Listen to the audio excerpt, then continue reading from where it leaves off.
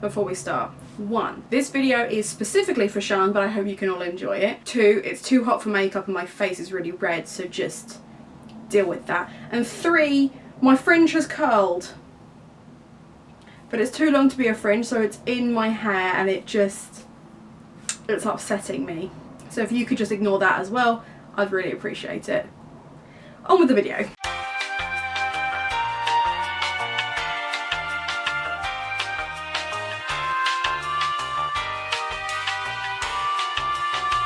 A couple of months ago, I read Nevernight, and I really enjoyed it, and I recommended it to my friend Sian, and I then bought it for Sian, and then she read it, and she didn't like it. Hello, darkness, my old friend. And it's one of my favourite books of the year, so you can imagine how that makes me feel. And I don't know how the conversation kind of progressed from, oh, you don't like that one book?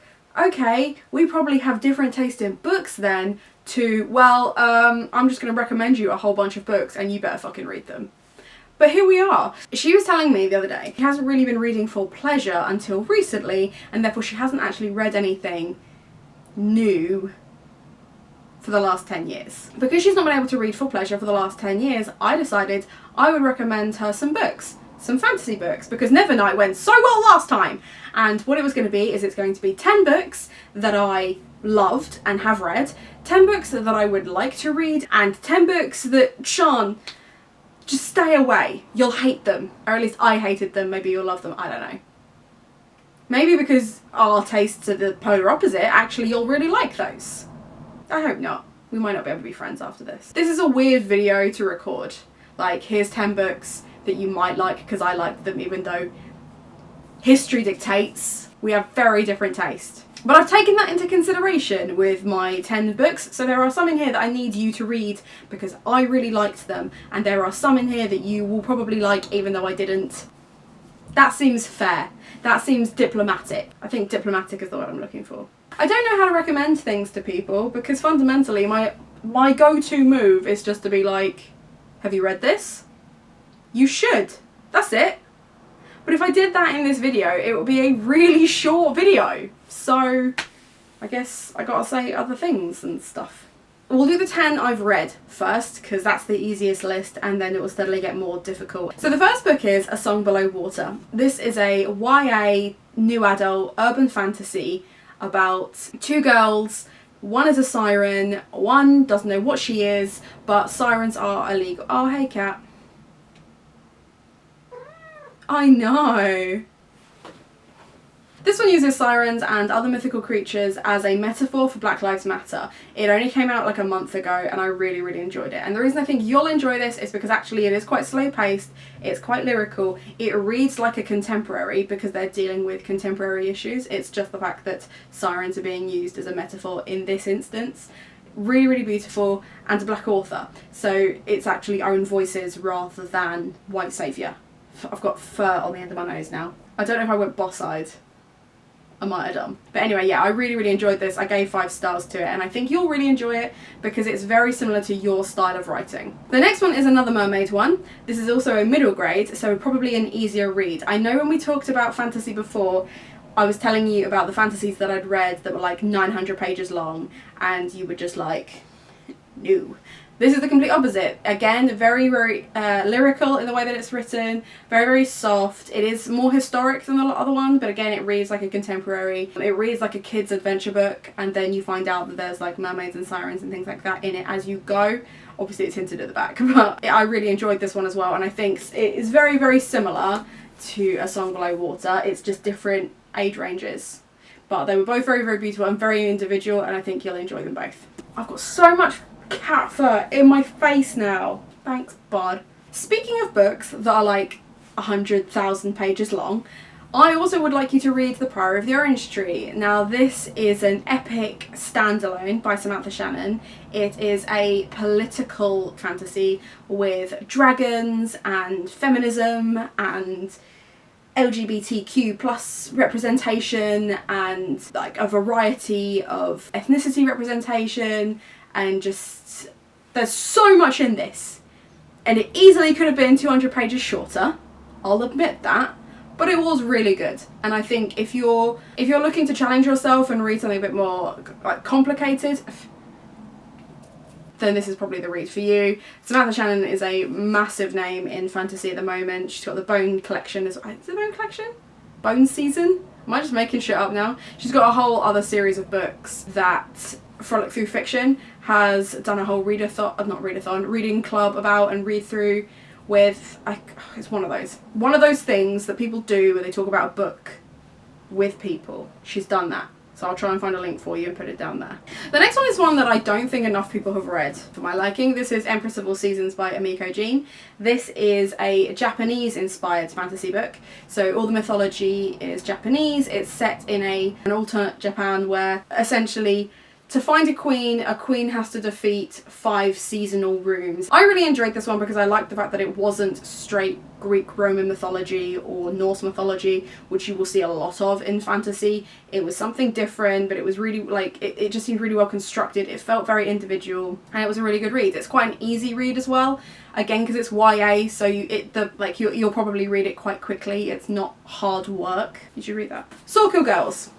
Now I really liked this. This is a sapphic urban fantasy about 3 girls living on an island trying to defeat the demon that is trying to take over the island, and the island is helping them.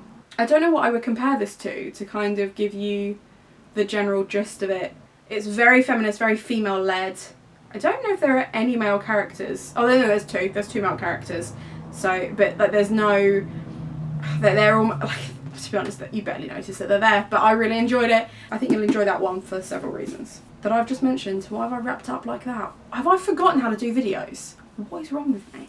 What I also really liked about this is one of the key voices and one of the key characters is the antagonist, and you see it from their perspective, and it isn't a case of she knows what she's doing is wrong but she like doesn't care or whatever. Like there is emotional conflict and character development and character growth, and it's just really, really cleverly done. I really enjoyed this. The Hazelwood by Melissa Albert. This is the book that got me out of a reading slump. So it is kind of a modern take on the Grimm's fairy tales. If the Grimm's fairy tales rocked up to New York and started stalking you, what would happen? Really, really compelling, really descriptive. It kind of feels like a book of 2 parts because the first part is very much she's trying to escape the thing that's chasing her, and the second half feels like she's fallen down Alice's rabbit hole and cannot get out, and either the pace changes, like the syntax changes. It's really, really clever when you think of it like that. It's very, very clear on the page what's happening though, so it's not like a difficult read. I really, really enjoyed this. I've got The Night Country on my own TBR that I need to read, so once you've read this, we'll read the second one together. The next one is The Children of Blood and Bone. This is an epic fantasy. It is developed with Nigerian mythology rather than, again, the standard Roman, Greek, Norse. This has been really highly rated by a lot of people. I found it really tropey. I found that difficult to get my head around because I've read so many fantasies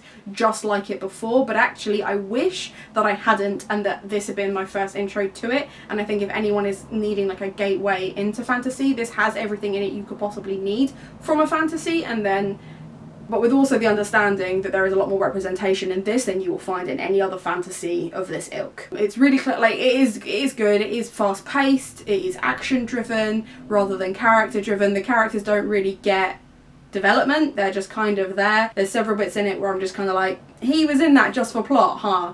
But that's just me being picky. It is really good, and a lot of people have really rated this quite highly. So even though it wasn't for me, I think that's why you'll enjoy it, if that makes any sense. On the same vein, The Night Circus has been highly rated by everyone. I think you'll really enjoy this because, as with other ones that I've said, it's very lyrical. This is far more magical realism than straight fantasy, and nothing happens. Nothing happens.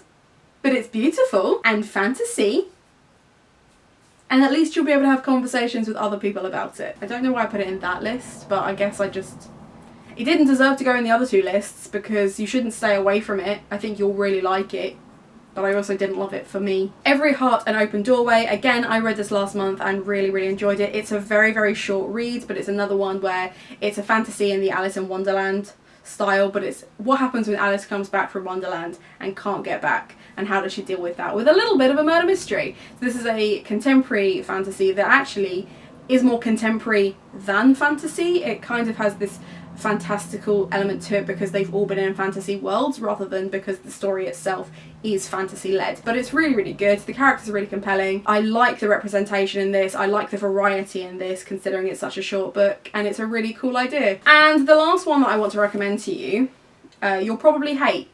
You'll probably hate it. What I really want to recommend to you is this one. The sequel is much better than the first, but it kind of doesn't make sense for me to recommend it to you that way around. This, let me just tell you what it is, because at the moment I'm telling you about it without actually saying anything about it. This is a YA, it's not, romantic fantasy about fae. This one's a Beauty and the Beast retelling. This one is just a sequel to this, and therefore much better because it kind of stands on its own 2 feet. And it's just fairy porn, basically, but for teenagers, I guess. It's a good read though. It's really good fun. I think you'll enjoy. No, I don't. I don't think you'll enjoy this. I think if you had issues with this, yeah.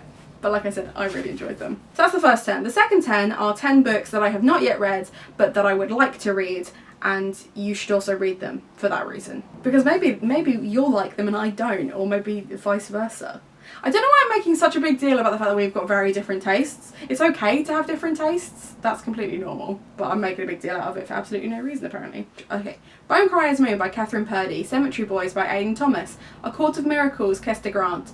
Kingdom of Souls by Rena Barron. The Poppy War by R.G. Kong. Bone Witch by Rin Chapeko. A Darker Shade of Magic by V.E. Schwab. Steelheart by Brandon Sanderson. The Raven Boys by Maggie Stiefvater, which actually I've got it on my list because I know that a lot of people really love it, but I really didn't enjoy Shiver by Maggie Stiefvater, so I don't know. And Daughter of Smoke and Bone by Laini Taylor, which I'm really excited. That's what, out of all of those, that's probably the one that I'm really excited for. And then the last is 10 fantasy books that you should stay away from because they are bad. The first one is Beautiful Creatures, which I can only describe as a beautiful mess. It's about a boy who falls in love with a girl who's got to decide if she's a good witch or a bad witch, and it's not really a choice, and her family keep messing with her and making her feel like she's going to be a bad witch, but there's just so much going on and it's just way more convoluted than it needs to be. I didn't enjoy it. The next one is Wicked Saints, which is a Russian themed fantasy. It's meant to be dark and gothic and spooky and grey morality characters, and it was just boring. The next one is Hush Hush. This is about a girl who essentially falls in love with a bad boy who's also a bit mysterious. I didn't actually get to the part where there was fantasy in it. I think he's meant to be like a fallen angel because it was just bad.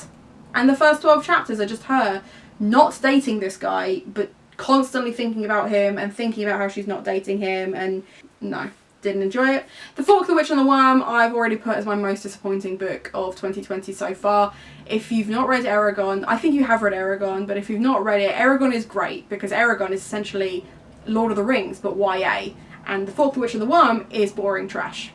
It was kind of sold as a collection of short stories, but it's not. It's just boring.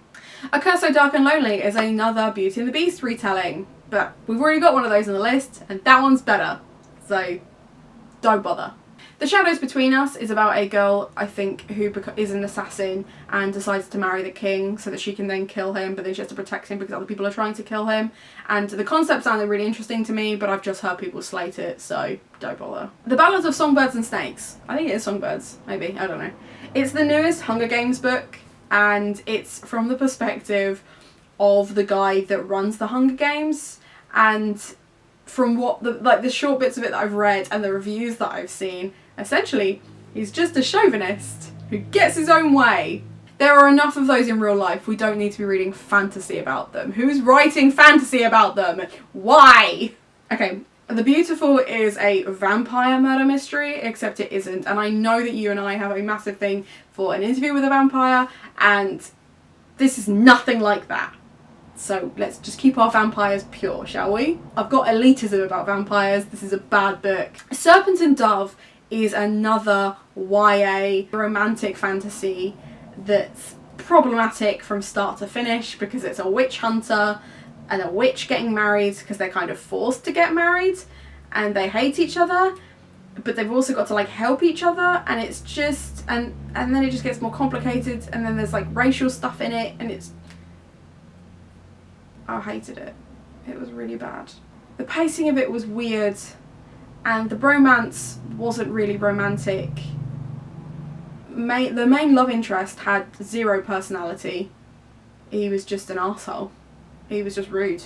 But she was also rude. And what was really weird is she kind of split down the middle, because sometimes she was scared of him because he was a witch hunter, and sometimes she was rude to him because he was a witch hunter, but it was never consistent. Like, sometimes they were like, oh, she fears for her life, but not enough not to be a dick. Yeah, it's bad. Anyway. And the last one is The Red Queen. Now, I actually really liked The Red Queen, but it's the first book in a 5-part series, and the other 4 books, just trash. It gets steadily worse. The main character just gets more and more depressed. Like, the first book she's quite sad, but at least she learns how to use her powers and all this sort of stuff. In the last few books, it's just, it just gets more depressing. And the people that she works with, like, she just uses them. And it's just, again, life is trash enough. We don't need to be reading trash fantasy that makes us feel bad, in my opinion. I like fantasy for the escapism. That's not what this is. So I guess that's it. So thank you for watching. I hope that you're liked and subscribed. Let me know if there's any on this list that you disagree with and actually you did really enjoy or would not recommend. And other than that, have a nice day. Bad hair. I'm so disappointed in myself. Like,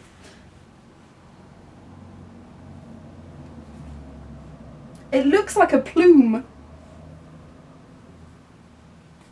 Oh, that's worse.